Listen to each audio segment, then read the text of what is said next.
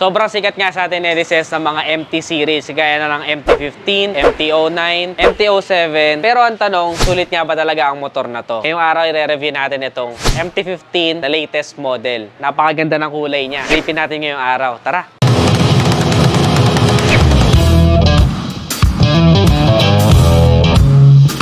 Pagdating sa makina, meron tayong 155cc displacement, 4-stroke, single overhead cam, single cylinder, 4 valves, of course, fuel injected na kaya matipid sa gasolina, and produces 14.2 kilowatts at 10,000 RPM of maximum power and a maximum torque 14.7 Nm at 8,500 RPM. So pagdating sa fuel consumption, umaabot to sa around 45 kilometers per liter, at of course, meron siyang fuel tank capacity na napakalaki na 10 liters. So malayo nang mararating mo bago ka magpagasolin. Tipid, pwede to for everyday use and city driving. Kahit long ride pa yan dahil liquid-cooled engine. Kitang-kita naman yung kanyang new design. Redefined na yung attitude ng motor na to. Napakaganda niya. Nagbe-blend yung power gray at saka cyan. Ang ganda ng combination nilang dalawa. At the same time, super aggressive look and futuristic ng motor. Para kasing pinoportray niya yung dark side of Japan na meron kang adrenaline junkie na yung motor. Meron tayong mga bold air scoops dito sa unahan. For overall aerodynamics, naka-delta box frame na rin ang isang to. At ang mga ilaw naman niya, meron tayo dito violet projector headlight and monofocus LED. Kaya pag tinignan mo, parang galit yung itsura nung unahan niyang ilaw, pero napaka-futuristic naman ng style nung pinaka-projector lamps niya. Para lang siya may jolin doon. Bilog na bilog, parang may crystal sa gitna. Ang astig, pero ang lakas ng ilaw niyan. Pero to be honest, kung medyo mas malabo mata mo, you still need na magpakabit ng mga aftermarket na mini driving light. Pero as it is,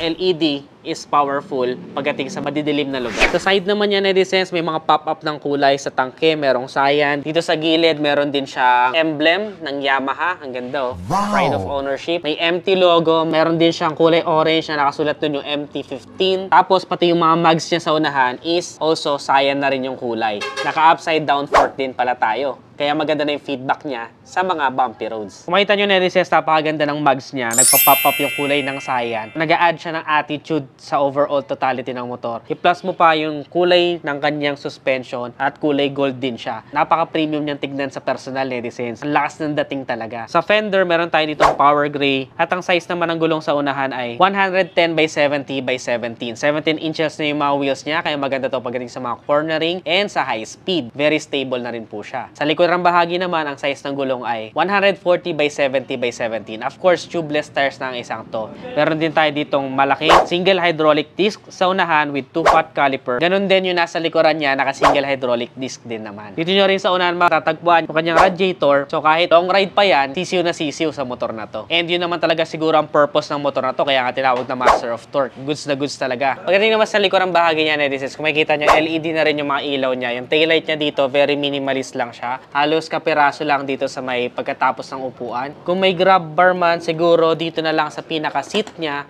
kasi wala siyang grab bar para dito. But I think nagkakaroon pa rin naman ng mga aftermarket na bracket dito para sa mga top box. Dito naman sa lalagyan ng plaka, netizens, may integrated na assigned plate light. So kitang-kita pa rin siya. Plus, may reflector din dito. Added visibility na rin sa atin yan sa gabi. Nakahiwalay naman yung mga turn signals niya. It adds character talaga sa motorsiklo. Ayan o, napakalakas ng dating ng design na yan. Though, on the other hand, disadvantage naman niya, of course, kailangan mo mas ingatan yung motor mo. Kasi may chances pa rin na mabali ito kung madadali man or matumba or any other instances. But still, good looking talaga yung ganitong klaseng turn signals. Meron naman tayo dito sa likod na link type monocross swing arm. So yun yung suspension niya sa likuran. Sa tambucho naman, netizens, meron tayo ditong aluminum na end cap at silver yung kulay niya. Sa heat guard naman, kulay black lang siya, matte black. Tapos may parang carbon design pa dito sa may bandang dulo ng kanyang heat guard. Ang ganda ng design, very sporty looking yung kanyang muffler. Astig, di ba? Sa upuan naman, netizens, may kanipisan to at sadyang manipis to, syempre, for aerodynamics na rin. Pero pwede ka pa rin mag-angkas kasi meron pa rin siyang separation para sa driver. Ito, kung makikita nyo, may curve siya dito. Para dito yung driver, dito yung angkas. May konting kanipisan lang din sa angkas. So, medyo may konting challenge kung aangkas ka man dito. Pero kung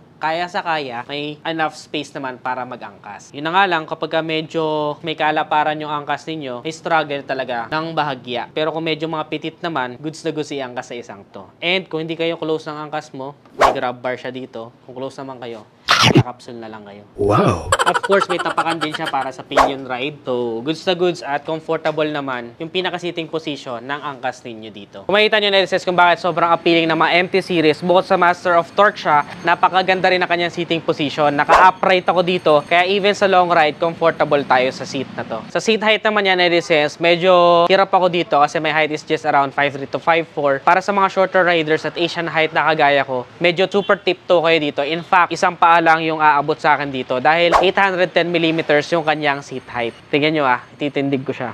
Ayan. So, yung isang pa ako dito sa kanang bahagi ay hindi ko naabot yung sahig. So, depende na rin sa inyong driving experience kung kaya nyong imaneho ang isang ito. Isa rin sa bentahe ng motor na to yung kanyang pagiging magaan. Kung akala ninyo sobrang bigat ng motor na to, halos kasing bigat lang siya ng NMAX ko. Pero siyang weight na 133 kilograms. Mukha na siyang big bike, pero pagka nahawakan mo siya, napakagaan naman siya. Yung ganung bigat, sapat na yun para sa lapat ng motor pagdating sa high speed. Sa ground clearance naman, above average na talaga ang isang to. Goods na goods. For me, yung mataas yung ground clearance, mas preferred ko siya compared sa mga lower. Meron siyang 155mm sa ground clearance dahil bukod sa hindi na ako sasahid sa mga higanting humps ng Pinas, gusto ko yung handling ng mataas na ground clearance. Plus, kung maliligaw ka sa mabitak-bitak na kalsada, parang medyo semi-off-road, kayang-kaya rin ang motor na to. Kaya nothing to worry about, kahit saan ka dalhin ng mga ka-rides mo, kayang-kaya makipagsabayan ng motor mo. May advantage ka pa. Stig, di ba? Sa compression ratio naman, meron siyang 11.6:1. Halos kaparehas lang din ng Yamaha Aerox at sa Sniper 155. Pero of course, magkaiba ng calibration ng mga to. Sa mga key features naman yan, kung makikita nyo, disusi pa ang isang to, pero normal naman yun sa mga manual transmission, even sa big bikes, kagaya nito. Pero may key shutter naman siya at pwede mo rin i-lock yung manibela. Fully digital na rin yung kanyang meter panel with all the indicators that you need sa mga biyahe, kagaya ng speedometer,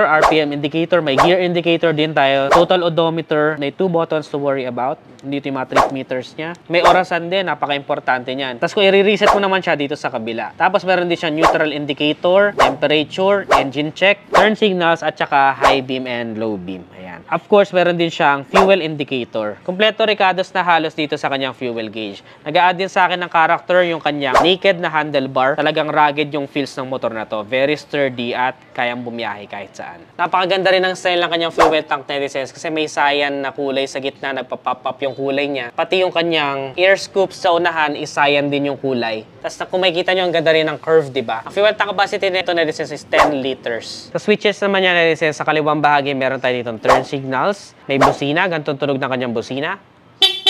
Tapos meron tayo ditong high beam, low beam, at saka passing light. Sa kanan naman na meron lang tayo ditong kill switch, activated, at saka electric start.